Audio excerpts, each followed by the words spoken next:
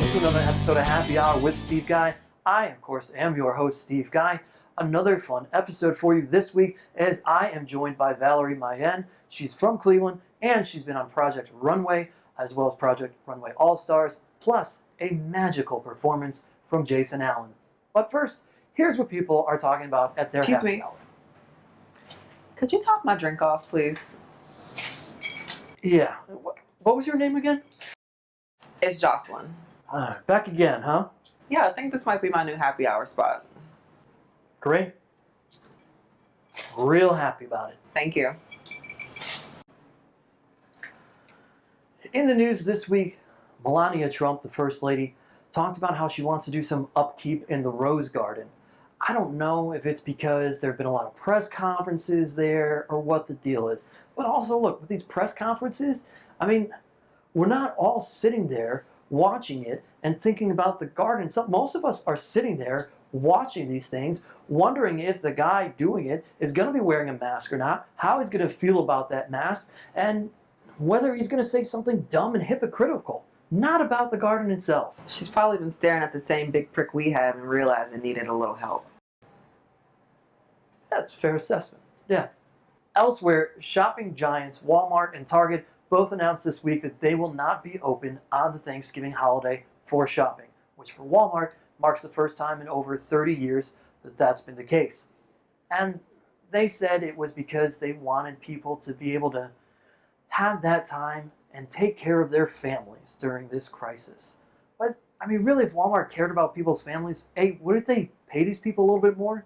And then also, wouldn't they just have given them the holiday off every year? But they don't. Meanwhile, they both said that what it comes down to is they're trying to avoid the large crowds during this COVID pandemic because basically, let's be honest, they don't want to be responsible for anybody getting sick or dying. They act like people haven't been dying or getting hurt in these stores for the last 30 years anyways on Black Friday. Yeah, that does happen. In entertainment, Taylor Swift surprised everybody dropping an unannounced album last week called Folklore. The big surprise to a lot of people that they're laughing about is that old Tay-Tay got real up and personal and they slapped a parental advisory label on this thing because she says shit, bitch, and fuck in a couple different songs. But Steve, did you listen to it? I mean, yeah, I'll listen to some of the songs. No, she has me in my feels. Right, so the other side of this is that many people are saying that Taylor is also getting them in their feels, and it's very emotional, and it's a whole thing. I say many people, most people, but not this guy. I didn't feel anything. Alright, so it really is emotional. It is so good. Wait a minute, are you crying? No. Could you please keep your tears over there and not get them in my drink like a little bitch? Just cut it. Just cut this out. We'll go to something else. Why are you being so sensitive right now? I'm just saying, like, pull it together. Yeah, but it was very emotional. I know, but cry later, like a man. Cry in the shower. I cried when I cried. Wow. Shut up, Joss. Reevaluating this happy hour spot. Good. Swinging by happy hour this week is my guest. You may have seen her on Project Runway Season 8 or Project Runway All-Stars Season 5. She also runs YellowCake Shop. She's the owner. She's the founder. She's an amazing designer. We are so fortunate to have Valerie Mayen joining us, our happy hour. Welcome. Thanks for having me. Yeah, absolutely. So we start every week with asking what your drink of choice is at a happy hour. Typically it's a margarita, but if margaritas aren't available, then it's usually a whiskey sour. I'm pretty basic. That's all right. I love tequila and I love whiskey, so both of those are Cool. You know what I mean? Like we can go drinking anytime. Okay. It's gonna be fine. I have whiskey sour. Also, as a bartender, thank you, because a whiskey sour is so easy to make. Yeah, that's I mean, that's unless why you I go to like like, them. if you go to a super craft place, I'm gonna pour you one here. But if you go to like a super craft place, they might make their own sour Sure. mix, and it's Yeah. a whole thing. But I mean, otherwise, Right. what an easy thing. Yeah, I'm not picky. I'm also like a very lightweight kind of. All right, I'll pour it light for you, Valerie. Yeah, I could nurse a whiskey sour for 5 hours. Get a little buzz. Seriously, I'm not even joking. So let's talk about Project Runway. Sure. You finally get on season 8, right? You go there, and the very first thing, I hear you like cherries, by the way. I do. I love cherry. Very first thing they do to all of you is, hey, you're not quite on the show yet. Yeah, that part really sucked. What goes through your mind then? Well, so my objective going on the show was I didn't want to be the first one off. That was my first, like, I kind of basically set benchmarks for myself because I wasn't really sure what odds I had of winning. You know, I'd only been Sure. sewing for 2 years before I went on the show, so I wasn't super experienced or confident in my skills. Would you like more cherries than that? That is perfect. Okay. Thank you. So, thank you. You're welcome. So, yeah, I was a little concerned about, you know, how I would do. So my first goal was to stay on as long past the first episode. Yeah. And then once I got there, I was like, okay, now let's set a new goal. Like, let's get to 3 more episodes, or let's get to the unconventional challenge at least, because I knew there was going to be one. I just didn't know where it would fall. So that was kind of that was just my strategy. Let's talk about that unconventional challenge. The party store. You made a dress out of napkins. Yeah, it was probably my favorite of all time. It looked incredible. Thanks. Yeah, the unconventional challenges for me are my favorite, and honestly the easiest, because you don't have you don't have any music, a computer, you don't have a cell phone, you don't have a magazine, you don't have any other outside inspiration. So when you're stuck with the same canvas, which is fabric, right, for every challenge, it can be really hard to be inspired creatively. But when you're forced to use unconventional materials, you're forced to be more creative, you know. So it kind of pushes you into an area of creativity that you wouldn't have found just with fabric, you know. Sure. So you're wearing a Cleveland Against the World tank top right now. Yeah, it's a little rough. It's kind of one of those days. That's okay.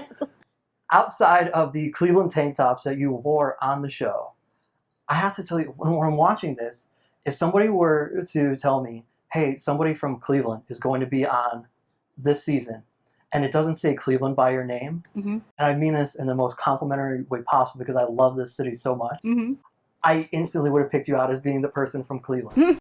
For all the good reasons, right? Because I feel like you were the most laid back, you had a sense of humor about you, but you could tell there's pride in what you were doing. All the things I feel like make us up as Clevelanders. Yeah. I was like, this Valerie. Yeah. This Valerie is very Cleveland, and I love it. Is that like something that you took with you? Do you take a sense of pride, just even as a person, how you were shown on television? 'Cause I feel like you weren't dramatic. You came off so great. Yeah. You know, I think I got lucky because, you know, every character on the show has a story writer, right? We're all assigned someone to write our story and see what they can get out of our character, our persona, our mannerisms, our traits, to be able to try to push a narrative so that they have, because, you know, at the end of the day, it's a television show. Right. So I was lucky that the character they chose for me was like the quirky, you know, comic relief, you know, easygoing Latina girl, right? And I was okay with that. And so anytime I did have a freak out moment, or if I wasn't, like, you know, acting within those character lines, they just wouldn't put it in. So I got lucky because they gave me a pretty good edit. I mean, I'm not saying that it was false. Like, I think I was that way on the show. Yeah. And I think I can be that way sometimes. But, you know, if you ask my husband or you ask my parents, like, they will tell you I'm emotional, and sometimes I'm dramatic, and sometimes I'm really fiery, you know. But I think at that time in my life, you know, I didn't have the stressors that I have now. You know, I didn't have a child. I wasn't married. I didn't own a home. I didn't have a business that was like 10 years in the making, you know. So it was definitely a different time. I was a lot more relaxed because I didn't have the stress of the world on my shoulders. So yeah. But I definitely take pride in what I do and how I present myself, for sure. People want to know, is Tim Gunn as loving as he seems? Oh, yeah. I would say, besides, like, he's probably the only one, I think, of the bunch that is still a little bit more, has some humility, has some grace, has an understanding of the real world, whereas I think the rest are just so... They're just so famous. They're too famous for their own good. You know, they're too famous to be connected to the everyday person. And I think Tim has a little bit more, I think, desire to continue a life where he rides the subway still, or where he, you know, shops at the market by himself, where he doesn't need, you know, the the frivolity of celebrity life. I'm sure he does have some of those creature comforts, but he was just cut from a different cloth, for lack of a better phrase, you know. What a nerd using that phrase. Come on. So YellowCake, let's talk about YellowCake Shop. Sure. You started before you were even on the show. I feel like what you're doing there is very socially conscious. And if you look at, for instance, the YellowCake Shop Instagram, it says right there, ethically handmade since 2009. What does that mean to you? And I mean, what should it mean to someone who reads that? Sure, yeah. I think a lot of people don't understand what it means when we say honest fashion, because they're like, is there dishonest fashion? You know, and there is, you know. I mean, there's so much now in marketing that can easily deceive or manipulate the consumer that people don't even realize is happening. Sure. Like there's a thing called greenwashing, right? Where like H&M, for example, will say, oh, look at us, we're recycling these clothes and you bring us your stuff and we'll take it back and then we'll give you a credit to buy more. Like they're perpetuating the problem. They're not really helping the environment. If they were going to help the environment, they would do a lot more than just what they're doing. So, you know, like even like with food, right? So anyone can put a stamp that says organic, natural, right, you know, healthy.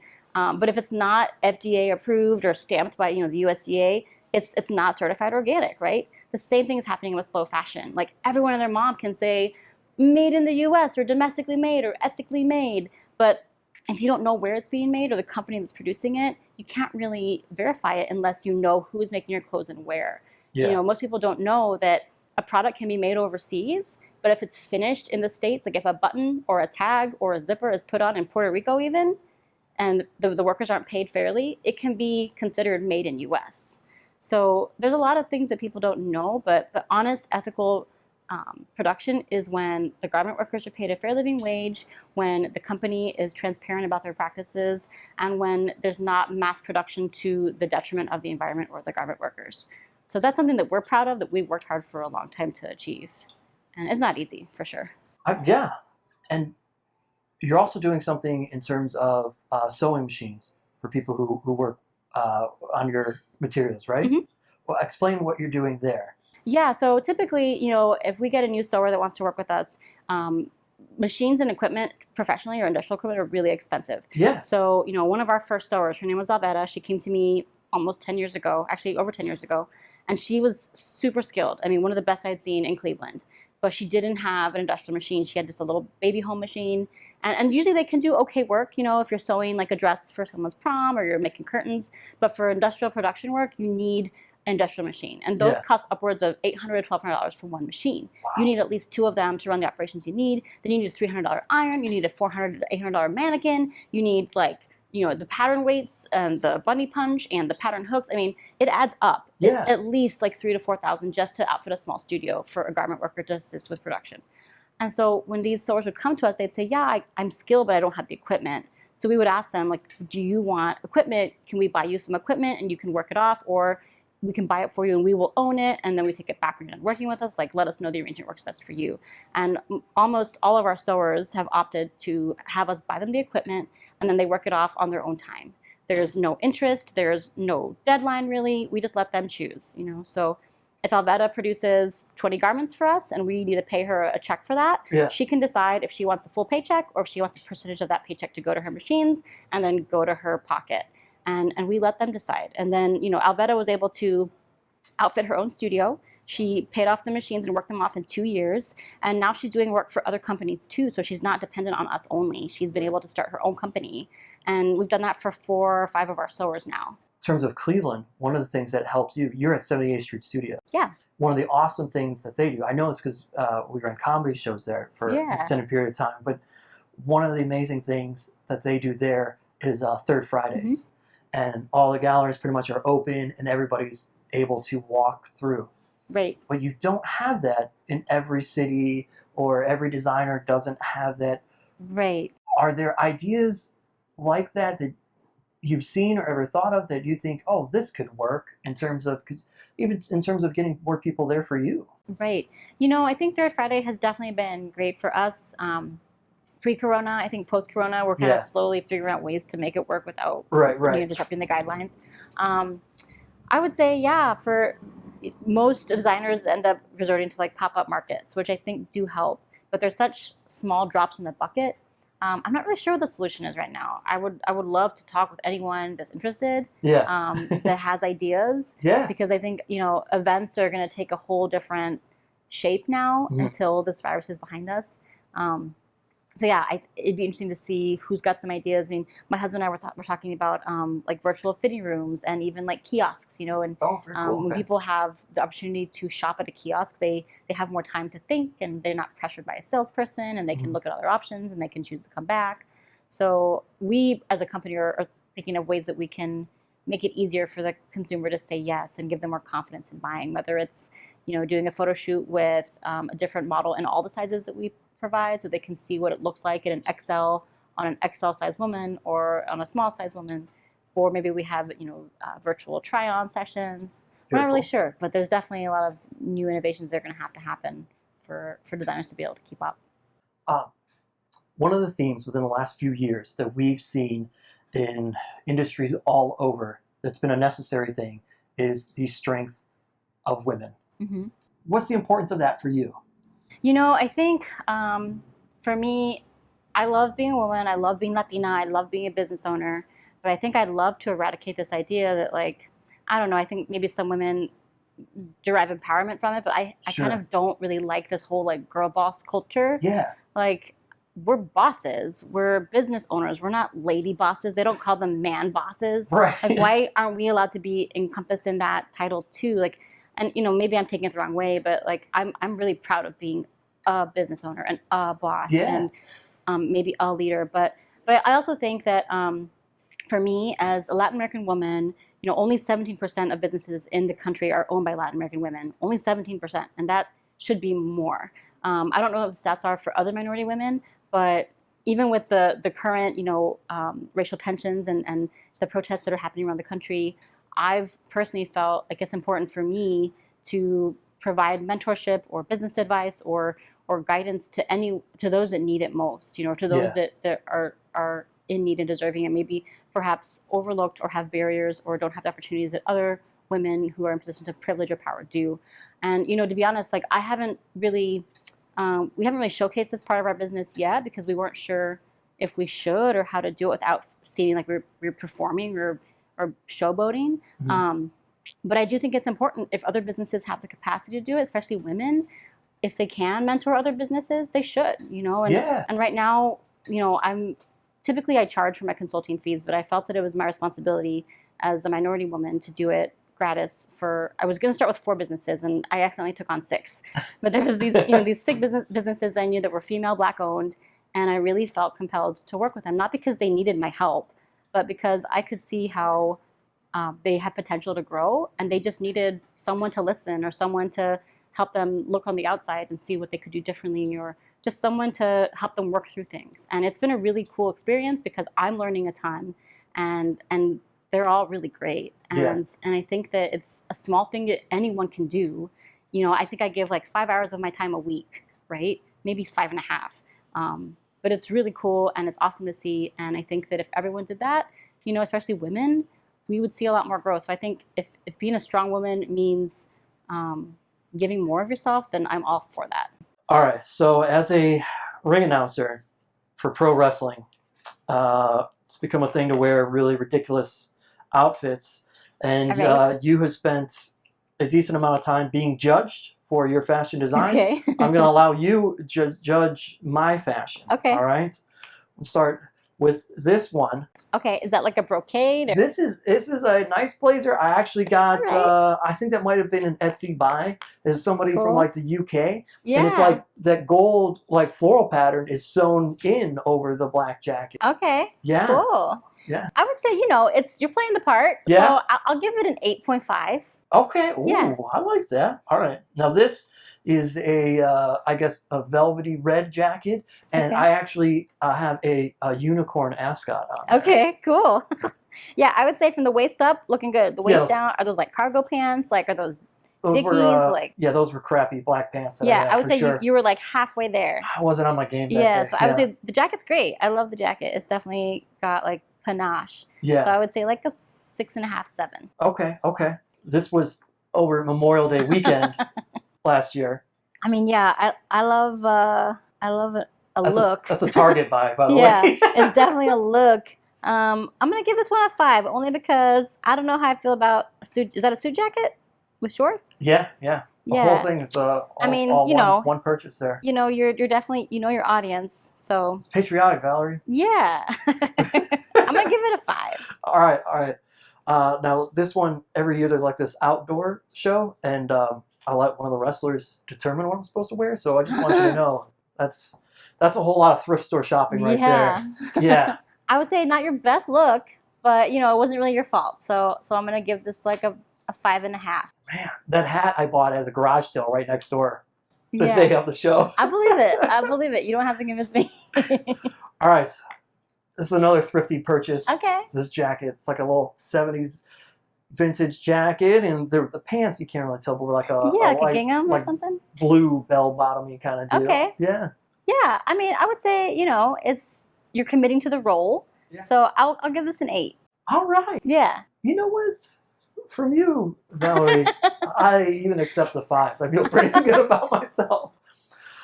Thank you so much for swinging by happy hour, and yeah, you're gonna watch some magic then with Cool. us, right? All right, I'm excited. Yeah. Where can everybody find anything they want to know about you and YellowCake Shop? Anything you want to find about YellowCake Shop, you can get on our Instagram at YellowCake Shop, all one word, or you can go to our website. It's yellowcakeshop.com. Yeah, that's pretty much it. Easy peasy. There you go. Valerie Mayen, everybody. Thank you. Yeah, thanks for having me. So, joining us now for a special moment in happy hour, Valerie stuck around. Jocelyn, our bar regular, is here, but we're joined by the magician himself, Jason Allen. Hi. Hello. You got some fun tricks for us today? I do. Let's see what we have. All right. It's been a minute since this pandemic took off that I have, let's see if my hands still work. So this is exciting. Here we go. I'm gonna figure you out, Jason. I'm going to try this. Here we go. Well, hopefully you don't. That's all I have. Thanks for having me on. I can't do that. That was great. 8 years of college for that. Do you mind taking one? Are you okay? And to be fair, these are all different. Okay. You have a free choice because that's how card tricks work. You can take any card you want. Okay, any card. Take any card. Don't take that one. Take any card you want. Show the camera. Show everyone else here. Make sure everyone sees. And we'll choose your card a different way. I'll drop them like this. When you say stop, I'll show you the next card on top. Okay. Stop. Are you good with that one? Sure. Okay. Memorize it. Good? You have to see it too. You got to know the card, okay? I'm going to lay yours right there. Do you know your card? Okay, and you'll remember it, right? If you forget it, this is a terrible trick, okay? So back on top, if you would, please. That was not part of the trick. Yeah, you should take a double take. I thought you knew it. Yours is a little bit farther in the center. We're going to place it. One last peek. Got it? Okay, so here we go. If I cut the cards like this, I don't think I made one go to the top. Yours isn't the 9 of clubs. Nope. Watch. Maybe. Yep. Okay. Yep is the appropriate response. Okay. Yours, a little bit harder. I'm sorry. That should be better. How? Stop that. What kind of witchery is this? Right. That's kind of what I do. So my parents are mildly proud. Do you mind if we continue with this card? That's fine. Okay. I'm not going to do the trick. You can do the trick. Push it in. Straighten the cards if you would, please. That was sloppy. Come on. That's okay. That's all right. Okay. Top card. Okay. So every time we do that, you place it down in the center every single time. It jumps up and lands on top. But I'm not doing this trick. It's not me. Did you see the guy in the back that's doing it? Do you know what I mean by that? I'll show you. If I take and place your card in the center, there's a little tiny guy right there. Can you see him? Yeah, I see him. You see him? You've drank enough then. I'll really point him out to you. 4 of clubs. He's on the back of the 4 of clubs. Better? Good? Yeah. This gets better, I promise. Okay. Yeah. It's pretty lousy so far, Jason. Thank you so much. Aren't you glad you brought me up for this? Yeah. 4 of clubs. Watch close. Ready? That's better. Good. So that's a good start. 4 of clubs. 4 of diamonds. We'll do it again. Watch close. There we go. See? Every time you do that, if you take them and you make them pop like that, he'll jump. Watch. Just like that. To the center? Did he go to the center? He went to the center this time. What was the card you had, by the way? Jack of Hearts. Yeah, Jack of Hearts. He lands on the Jack of Hearts. That's the weird part. It's bizarre, right? So. Sorcery, man. Thank you. Thank you. Witchcraft. I am from Salem, Ohio. Ohio? Yeah. Do you mind if I do one I got last? family there. Good place, right? Yeah. They're not this talented. Oddly enough, a majority of people from there are not magicians. You would think they were. That is a dollar, right? What's interesting nowadays is if you show this to anyone under 17, they think it's a giant penny, which makes my job much easier. That is a marker. That's not a giant penny. But if you take and you squeeze it like this, you can actually make it jump to here. Right? Did you find it? That's it. Now the idea is to use that as a distraction to make it go. Better. To bring it back, you do the opposite. You tap. But that's not the trick. Okay. The trick is the fact that the marker in the arm went to here. So the next time you see that, you know what that is. That's a giant... Dollar. No, giant penny. Giant penny. Giant penny. The worst part is that I carry that around with me all the time. Giant penny. You know, there's a coin shortage right now, Jason. I am a god with Maybe this you giant can let coin. some people know where I went to eat the other day and picked up takeout, and they couldn't give me my change because there's a coin shortage. Maybe It's all right I'll here. just tell them to call you. Yeah. Yeah. All of a sudden, the magician's worth something. Let's try one more. Good trick or a great trick? Great. Great. Yeah, I mean, who would ever think that? Well, yeah. Okay, you're right. You're right. Do you mind taking one? Oh man. I'm nervous too. Yeah. Don't show me. Show them. Okay. Tell me when. Okay. Good. Good. Let's put it back in the center. Remember the card, okay? All right. So we said a great trick, right? Sure. Great trick. I'm going to cut the deck. I'm going to see if I can cut to a specific card. 7 of Hearts. No. Oh, I didn't say it's your card. I'm saying it's the 7 of Hearts. Oh yeah, it is. That's, if your card happened to be the 7 of Hearts, that would have been fantastic. But the idea was to tell that your card is in this half. I can tell by the weight of the cards. Everything I say is a lie, by the way. Yeah, I don't trust you for a second. I wouldn't either. Let me cut. Yeah, okay. I think it's one of these. Don't tell me if I'm right or, yeah. Jack of clubs, 10 of clubs, 8 of spades, ace of diamonds, 7 of clubs. Did you see your card? Was it one of those? Yeah. Okay. So the idea is for me to go through these 5 and tell you that it's not that one. It's not. It's not that one, okay? 4 left. 7, nope, not the 7 of clubs. So it's either the card on top, card in the middle, card on the bottom. Would it be a good trick if I had the 8 of spades? It'd be a pretty good trick. Yeah, they it is your card, right? Yeah. That's A great trick would be if I didn't have it, though. Come on, man. Right? Is it on the floor? That's Yeah, right? No, there's nothing on the floor. that's a mediocre trick. That's been there the entire time, right? And if you actually look in the dead center, I'll do it here so we can see. You're going to see this before they do. Actually, they'll see it before you do. Come on. There you go. Thank you. Jason Allen, thank you so much. Thank you. Thank you. If you want to see fun stuff from Jason Allen, you can follow him on Instagram. It's probably the easiest spot, right? Jason Magician. Jason Magician. Keep it very simple. So the kids can follow me. I sound old now. Okay, I'm going to shut up. Thanks for swinging by happy hour. Thank you for having me. I guess you can Alakazam us out of here or something. Before I leave you this week, I want to introduce to you a new closing segment that we're doing here at Happy Hour.